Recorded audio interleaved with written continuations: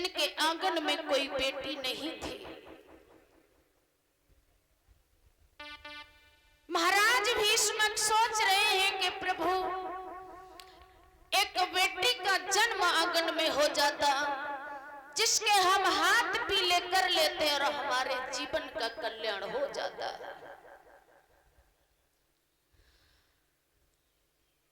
इधर महाराज भीष्मक और उनकी धर्मपत्नी भोले बाबा की उपासना करने लगे। समय व्यतीत होता गया।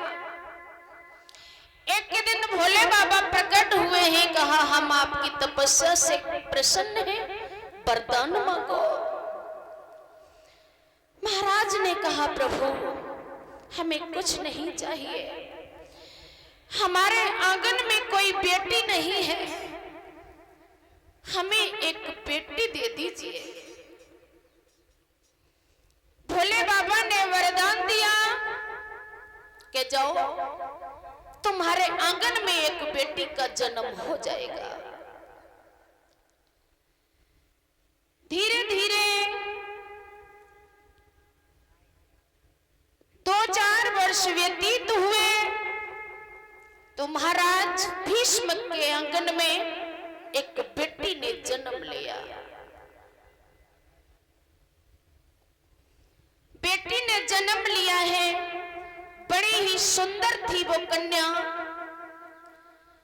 महाराज भीष्म बड़े खुश हैं, द्रव्य लुटाए जा रहे हैं, मंगलाचार आंगन में हो रहे हैं।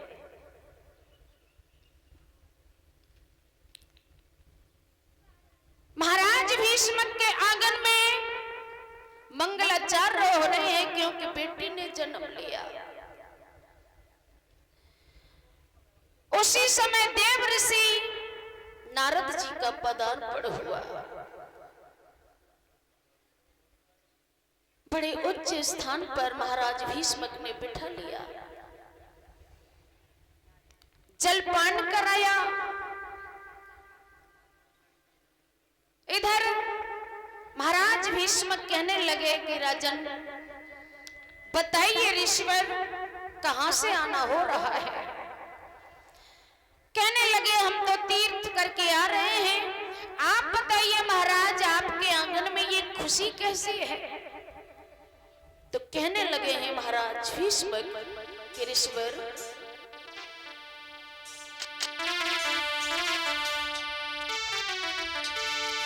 कन्या ने लियो जन्म रे के राजा के महल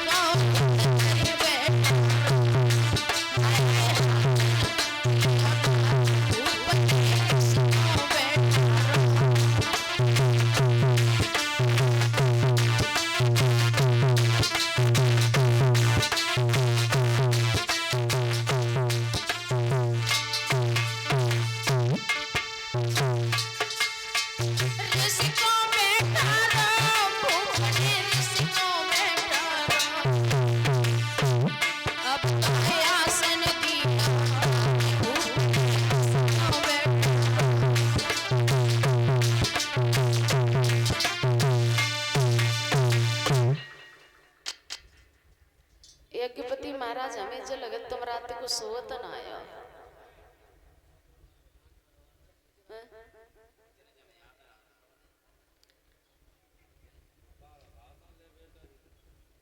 उन्हें कथा में बैठ के नींद ही आते हैं।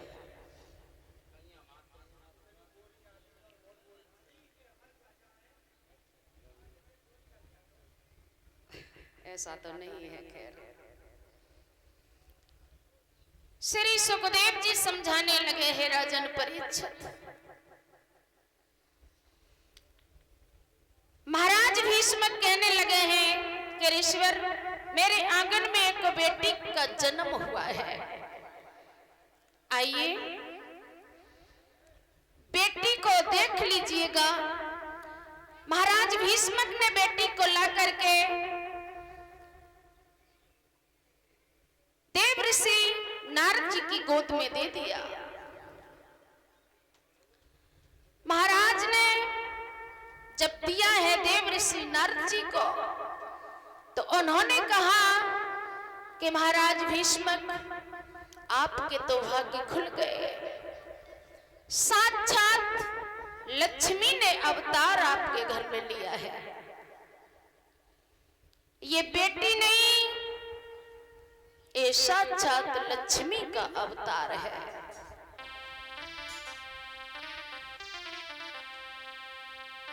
कहा है प्रभु, तो इतना और बता दीजिए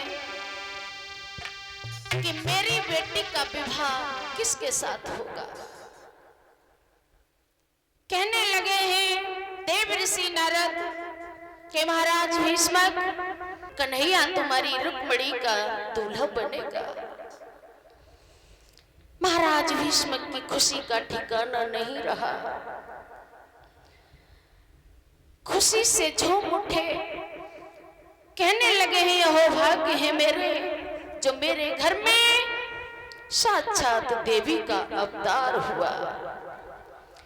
रुक्मिणी धीरे धीरे बड़ी हो गई। रुक्मिणी अपनी सहेलियों के साथ जाती हैं और गुड्डे गुड़िया का खेल खेलती हैं। एक दिन रुक्मिणी खेल खेलने गई है, तो खेल ही खेल में गुड्डे और गुड़िया का विवाह किया है रुक्मिणी ने।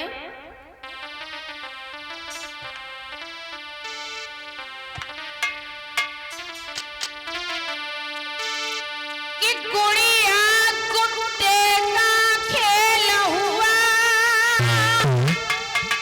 सखियों में रुक्मिणी जाती है। खेल ही खेल में विवाह हुआ, रुक्मिणी दुल्हन बन जाती है।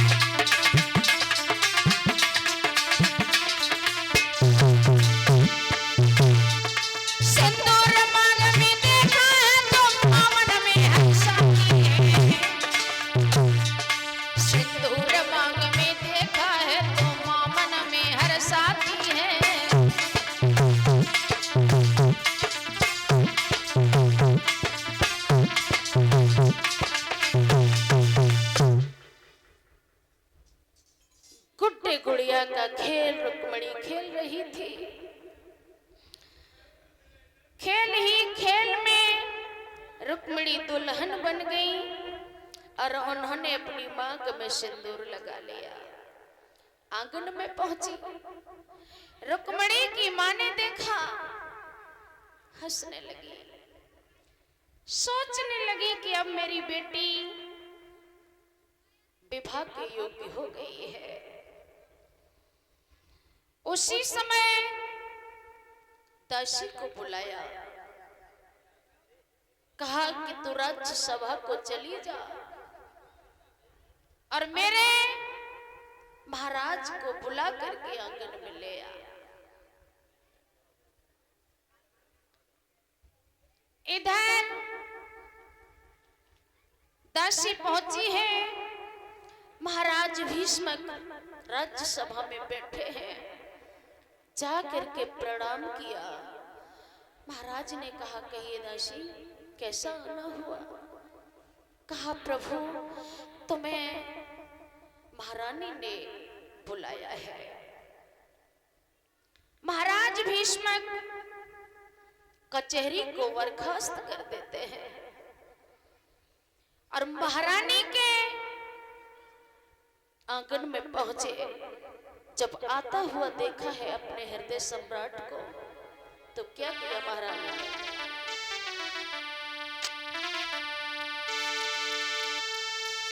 कि आप तो देखे पिया मगन भोइया खुशी दिल मानी, गहे हाथ ग्रंथ को ले गई रे के जागी प्राणन प्यारी।